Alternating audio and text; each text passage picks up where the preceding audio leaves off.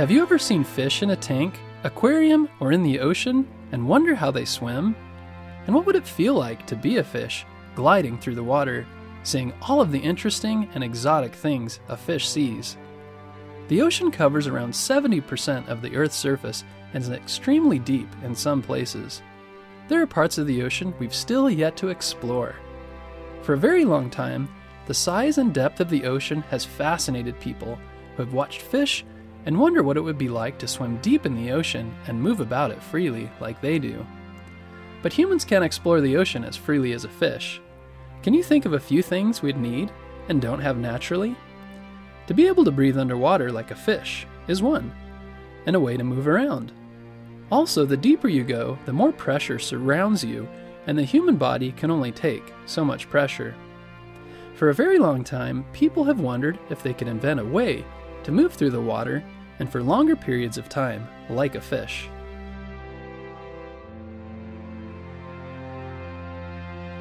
One of the first people to ask questions like this was William Bourne.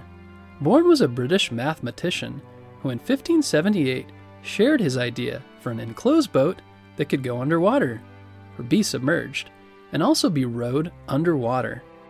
This first plan for a submarine would be built of wood and covered in leather, which is waterproof. It was a great idea, and Bourne shared it with others, but it wasn't until around 50 years later that a Dutch inventor named Cornelius von Drebbel decided to take Bourne's plans and build the underwater boat. When it was completed, Drebbel's submarine could go 20 to 15 feet underwater and was powered using oars that stuck out of the holes in its side. You can imagine how fascinating it would have been to see the first submarine at that time. It made several trials in the Thames River in England and is believed that King James got to ride in it. Once others saw Drebbel's idea, they were inspired to create their own submarines, and as many as 14 different versions are known to have been created within 100 years after Drebbel's.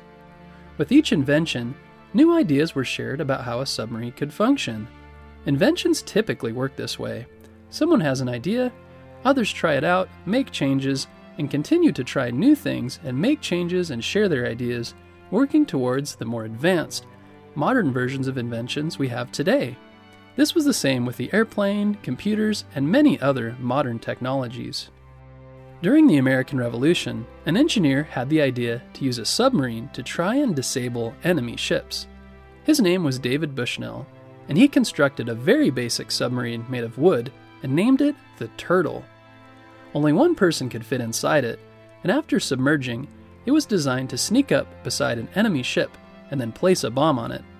When the bomb went off, it would damage the ship's hull and it would no longer be useful.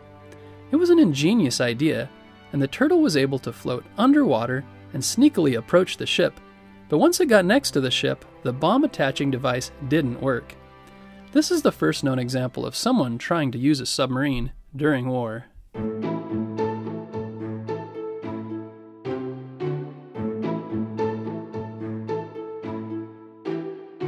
Another famous submarine inventor was American Robert Fulton, who later would go on to create some of the well-known steamships. But before steamships, Fulton was living in France and built a submarine which he called the Nautilus. Napoleon Bonaparte was the leader of France at the time, and he paid Fulton to design and build the Nautilus. Unlike earlier submarines, the Nautilus was made of metal, an iron structure covered with copper sheets. The propellers were still hand-powered, but it could move above and below water, since above water a mast and sail could be stood up.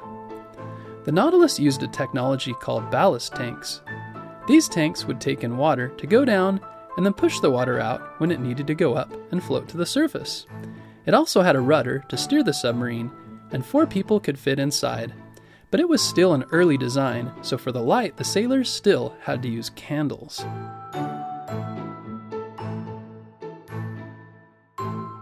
During the 1800s, updates and new innovations continued to make submarines faster and better at navigating underwater. Eventually, steam and diesel-electric power and gasoline were used to move the submarines. Engineers also experimented with new ways the submarine could be used in war, by firing torpedoes, which are underwater missiles. The French Navy built a submarine called the Narval which was propelled by a steam engine and was 111 feet long. By the time World War I, also called the Great War, took place in the 1900s, technology had reached a point that very dangerous submarines sailed the ocean. Germany was known for its powerful submarines called U-boats, which were 300 feet long and could move at 13 knots on the surface and 7 when submerged. It was also armed with torpedoes and guns and was feared by its enemies. U-boats became even more powerful and dangerous by World War II. Germany built over 1,000 U-boats. They were very advanced and moved in groups called wolf packs, which attacked enemy ships moving supplies across the Atlantic Ocean.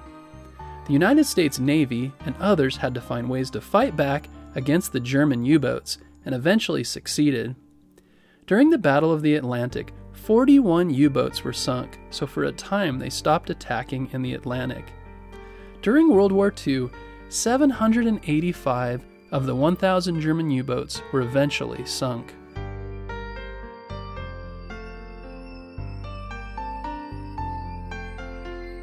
Later, the United States, Britain, and the Soviet Union began building nuclear-powered submarines, which were powered using nuclear fission, the same process used to power an atomic bomb.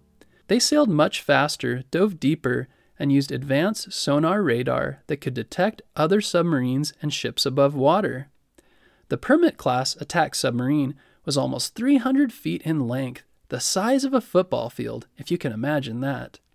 It could hold around 130 sailors who each had different jobs, from captain to radar man to cook or weapons specialist. They spent many days underwater patrolling the oceans. Can you imagine living underwater in a submarine for that long? These submarines were equipped with powerful weapons, some of them ballistic missiles, which could fire up out of the water and at enemy targets. Since that time, submarines designed for warfare have only improved, but today not all submarines are used by the military. Have you heard of a submersible? A submersible is a smaller submarine that's used to explore the ocean and its life. It's designed to be carried on a ship out to sea and then lowered into the water where it can dive deep and learn much more about the depths of the ocean. If you think about it, so much of the ocean is undiscovered, which makes it a little like an alien planet because there are species we haven't found yet and places we haven't visited.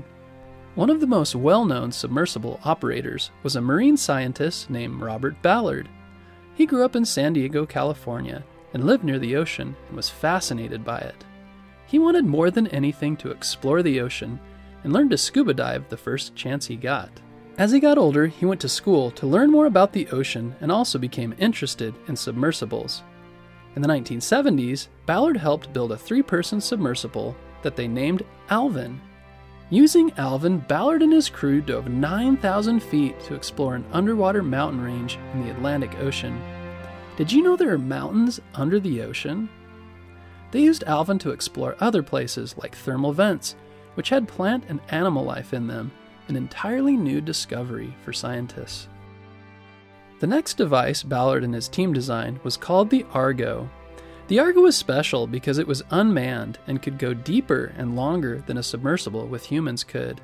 It could also send pictures up to the boat of what it was seeing. Ballard decided the main goal of the Argo would be to find the Titanic.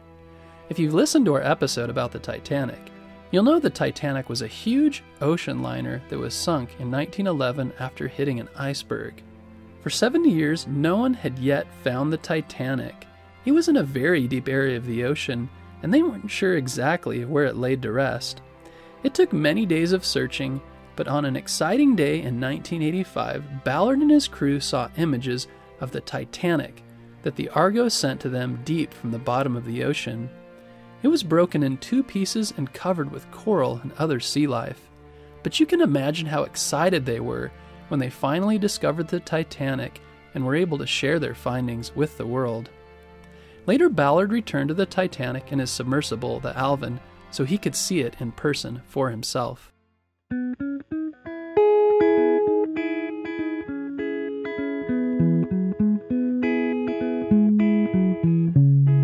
If you had a chance to take a voyage in a submersible or submarine, would you? Are you interested in learning more about submarines in the ocean? If so, have your parents help you find some books about submarines at the library, or find some good videos on the internet. I love learning about submarines because it just amazes me what people can do when they put their mind to accomplishing a goal and then get to work. Designing something takes time, learning about the science behind it, and then experimenting and making changes until you get it right. That's the engineering process. And like the great inventors and engineers of the past, you can start small with your own inventions too.